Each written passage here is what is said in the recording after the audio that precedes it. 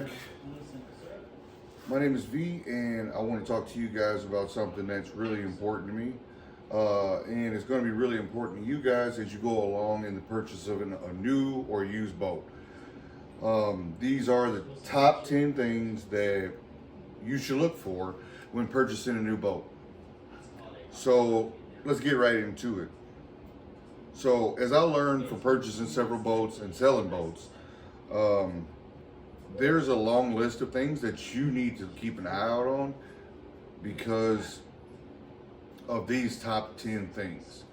Now, there may be more, there may be a top 20 list out there, but to me, this is the 10 main things that I look for when I go to purchase another boat for repair.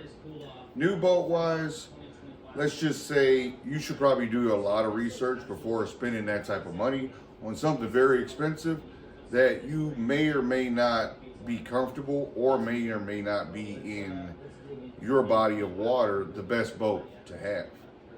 Now let's get into it. Number one, type of boat. This is very, very important, and that's why I put it as number one. It's mainly because when you're looking for a boat and you say, I'm looking for a boat I can hit the lake with, or a boat I can hit the ocean with, or are you a river guy? All these things matter because there's so many different types of boats for different aspects. So this is a bass boat. Now most likely I would never take this boat out in a river. Now it is a very deep river, maybe, but most of the time bass boats will be on lakes. And in some case, you will be on salt water. Well, I guess a lot of cases you kind of would be if you lived in that area. So the main boats that I see are john boats. Obviously everybody's redoing them now.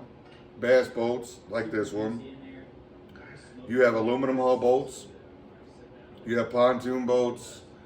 And you have runabout boats. If you're getting into more recreational and you want to tow a jet ski, you're going to need a lot of different factors for that.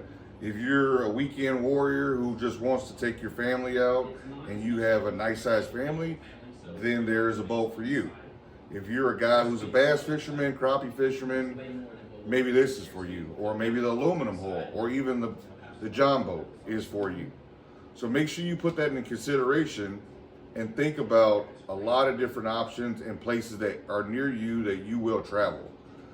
You can actually travel out of town, obviously with any boat, but if you're not a person that is willing to travel, don't get a boat that matches that travel spec. All right, number two, places where you buy. Now, places where you buy is, as number two, it is highly important. Now, typically, where do we go buy boats? We usually buy used boats off Facebook, Craigslist, and then maybe a few different apps for boating. With that being said, Facebook may be full of lies. So is Craigslist.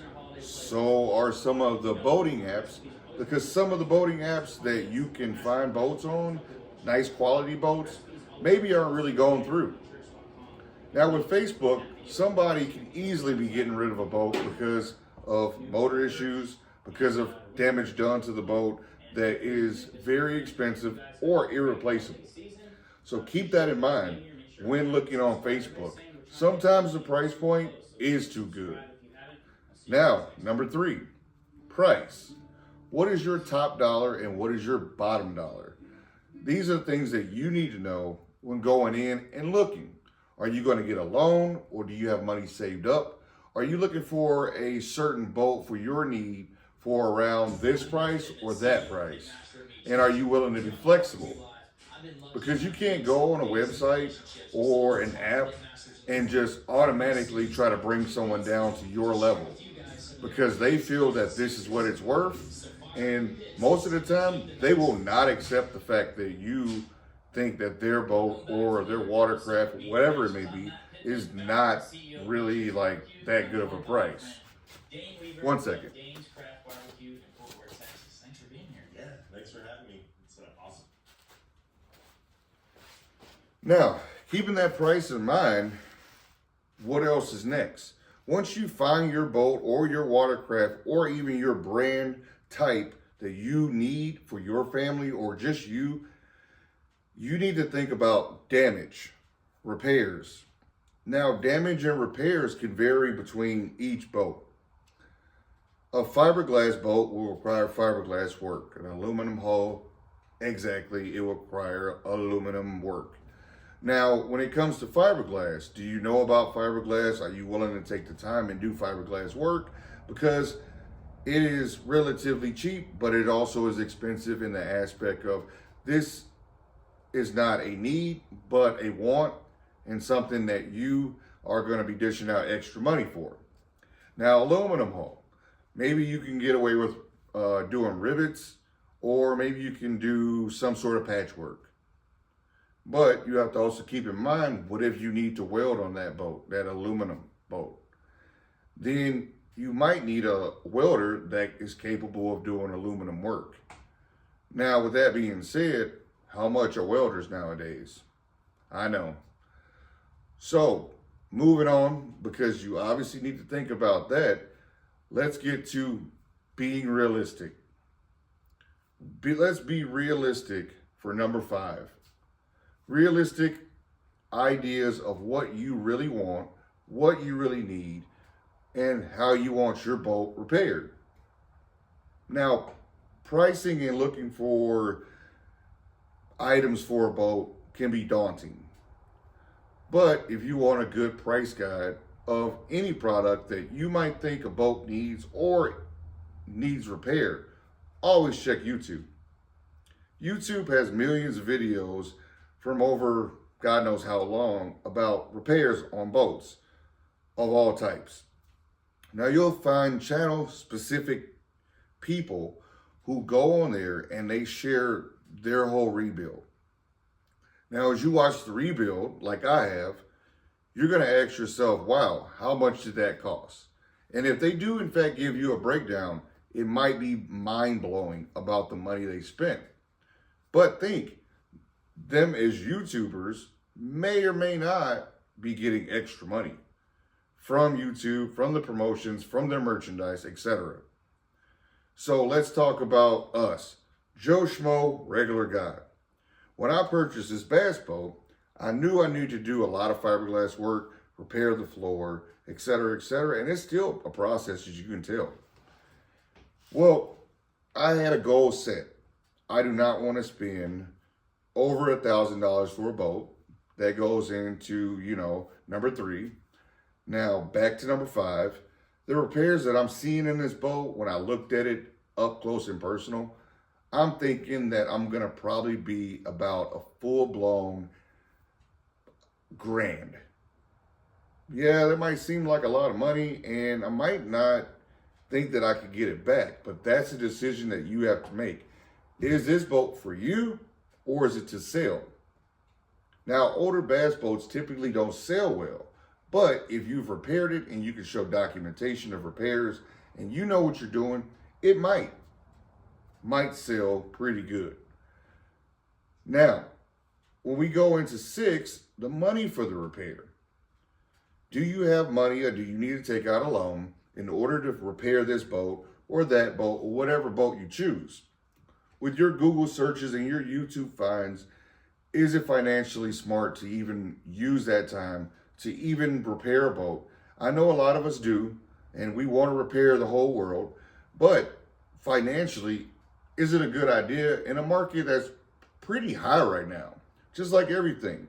So when inflation hit everything else in the world that we know of, inflation actually hit the boating market. So the boating market is at an all-time high, and it's slowly but surely coming back down, but that's only through promotional deals in order to get more people to buy boats.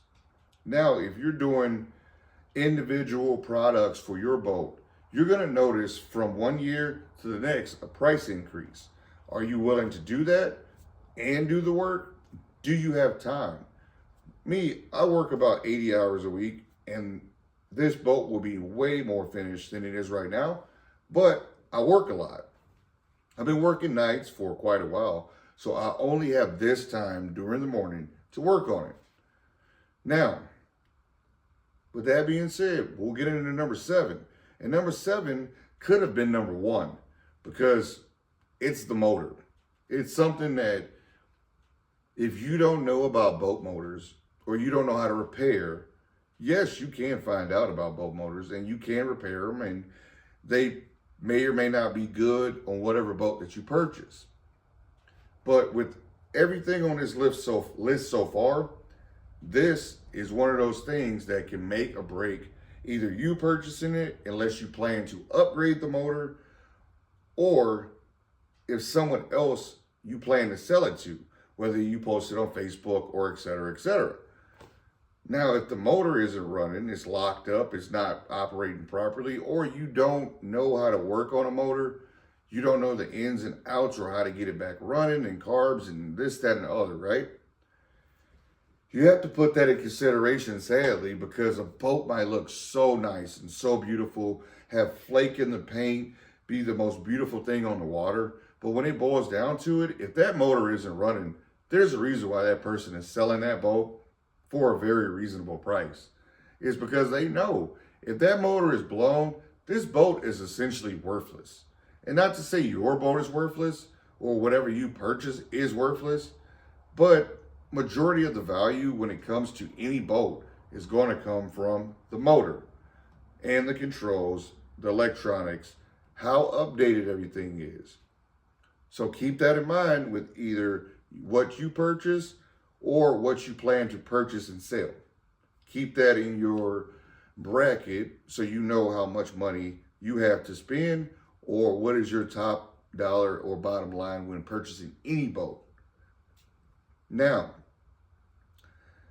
trailer.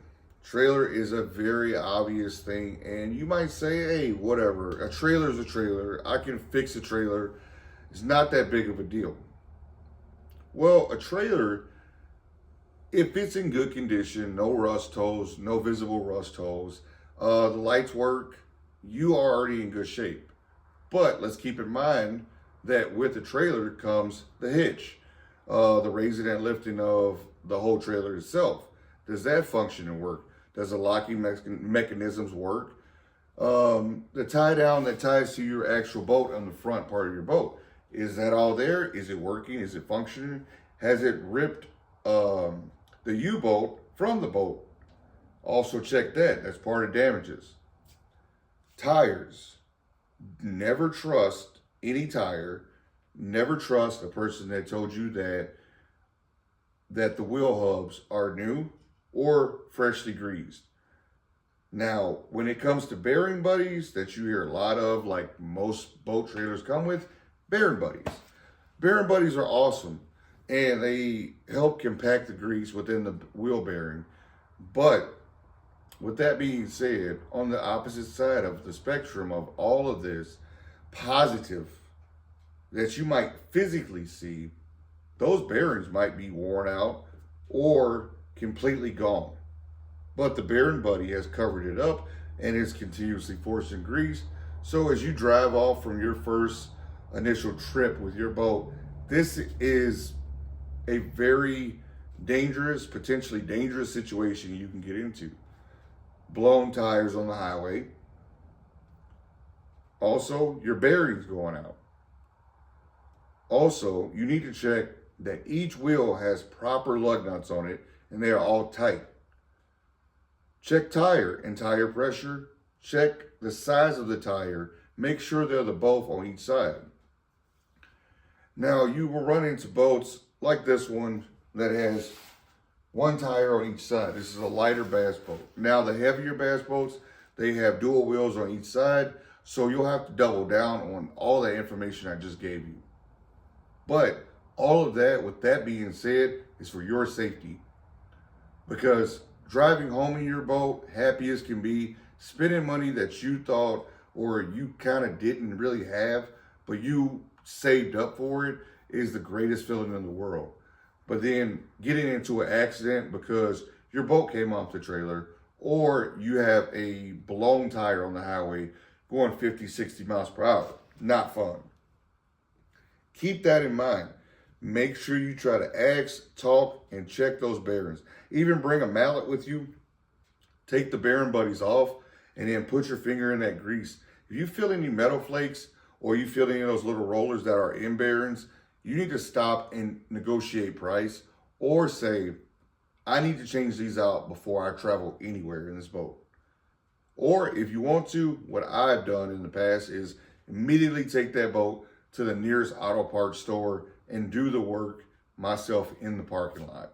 It is very doable, but that is also something that you, if you're not aware of it, you need to research it and do it the proper way.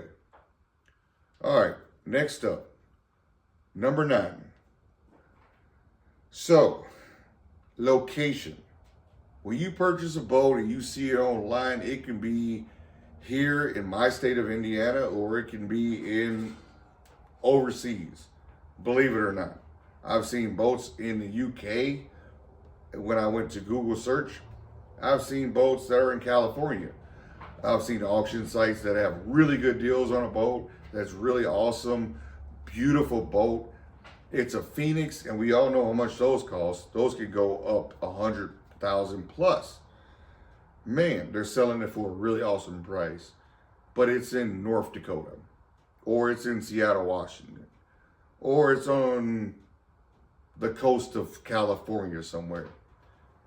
So make sure you are ready, or you're not ready to make a trip to purchase a boat that is over a certain distance.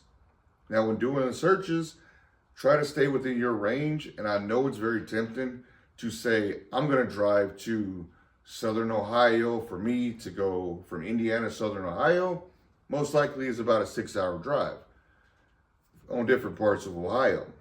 Now, you may say, well, that's fine with me. I don't mind driving for a quality boat. Other people might not feel the same. So keep that in mind when messaging or contacting sellers of their location, where they are. And to finish up location, make sure you know the location and the quality of that boat. Because if I purchase a boat that's down south, most likely it's probably seen salt water. Now, between the motor, the body of the boat, and everything entails with the rest of the boat, salt water does more damage than fresh water. So you want to make sure the saltwater damage that the boat has incurred, whether moderate or severe, is something that you are going back through this checklist and saying, hey, maybe I should worry about this. Maybe it's over my head. You know, this boat lost its gel coat years ago, mainly from sitting outside and being neglected. This boat never has seen salt water. Now, if I wanted to, once it's done, I could take it on salt water. That's my choice. But to let another seller or buyer or whoever know, purchase, borrowing, whatever of this boat, they need to know. And a lot of people know that information and will not tell you. That boat could have been on salt water and set in that water for months. Yeah, you can kind of tell, but in some cases you can't. And with the motor, did it run salt water? Is that motor okay running salt water as much as it has? Was any maintenance done to that? But I'm backtracking. So let's get into number 10. This is one of the most important and most annoying things that you can go through when buying a boat. And trust me, I'm going to go through it with this boat. I went through it with my other boats. It is a complete pain in the butt. Some of you might already know what I'm about to say, which is fine. When you purchase a boat and they say they don't have the title, are you prepared to find the title using the VIN for this, the boat ID or VIN for your boat, and trailer? Two separate things. Now, in your county, this breaks down to counties, not just your state.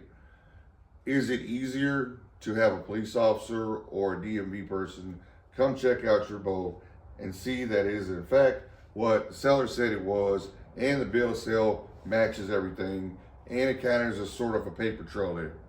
If you're willing to do that work for that boat, I get it, I've done it, and I'm gonna have to do it for this boat.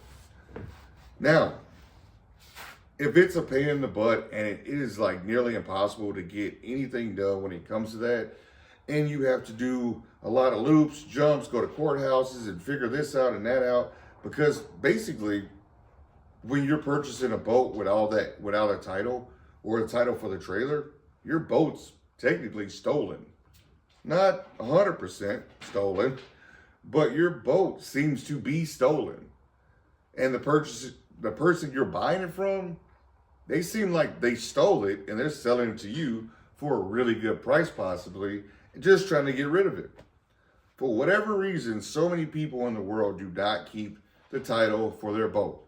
I don't understand it, and I've been through this process many a times and asked that question of why. If you don't have a trailer title, if you don't have a boat title, but you have a vehicle title and you've kept track of that, how is that different? Keep that in mind, because when you go on Facebook Marketplace, just using an example, you're going to notice, oh man, this boat is $2,000. Beautiful boat, motor runs, they show a video, everything looks on the up and up. That's my price point. I'm going after it. Let me message them right away. But looking at the description of the boat, everything seems legit.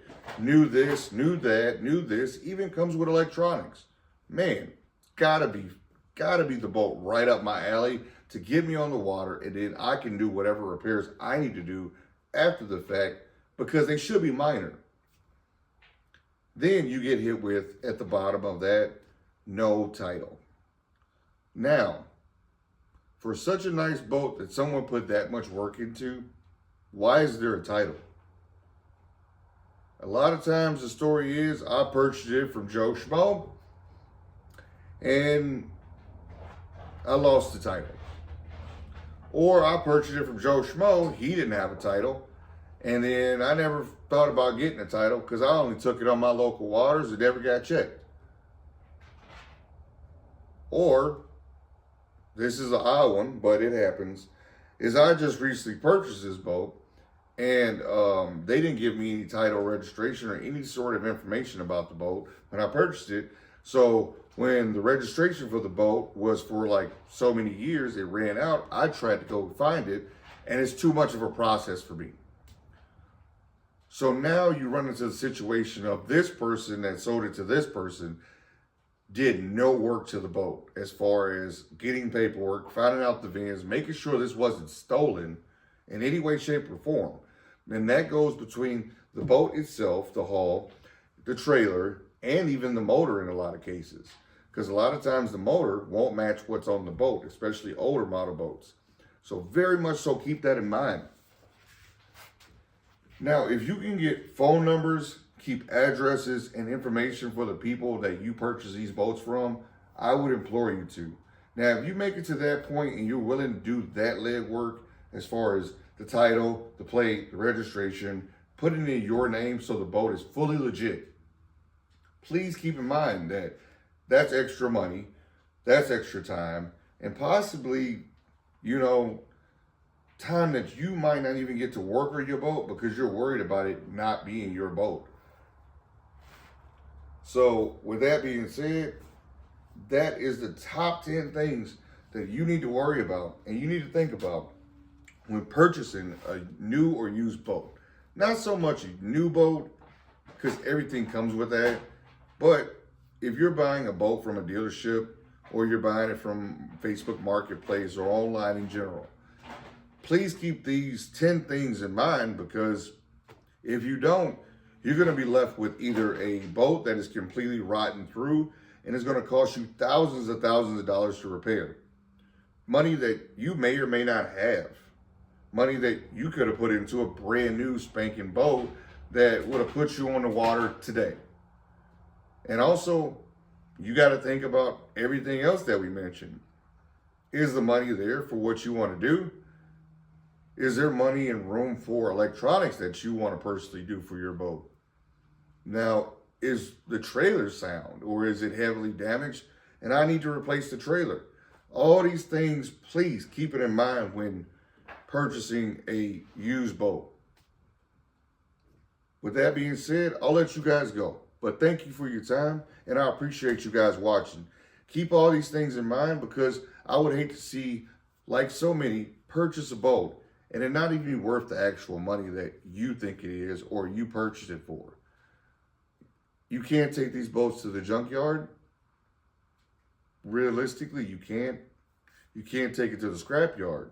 Fiberglass, maybe aluminum you can. But keeping that in mind, do I want to be out of between $400 and $2,000 plus dollars? Absolutely not. So do your research and go through these points over and over and write them down yourself so you know what to look for. It's okay if you walk away from a boat sale. It's not okay if you purchase a boat and you get home and realize that you were screwed over. Because 90% of the things that you will purchase when it comes to boating is as is. And that will hold up most likely in court, as you can see in a lot of cases with people. They get as is boats and they are responsible for everything involved with it. So, thanks for checking me out, man. Hey, I'm still working on the boat, and I will be getting out more videos about the repairs done to this boat. It's just a time-consuming process, price, but I'm willing to do it and take the time. And before you guys go, if you need to repair any used boat, make sure you have some sort of area to do it in bad weather or have that boat covered. With that being said, see you guys later.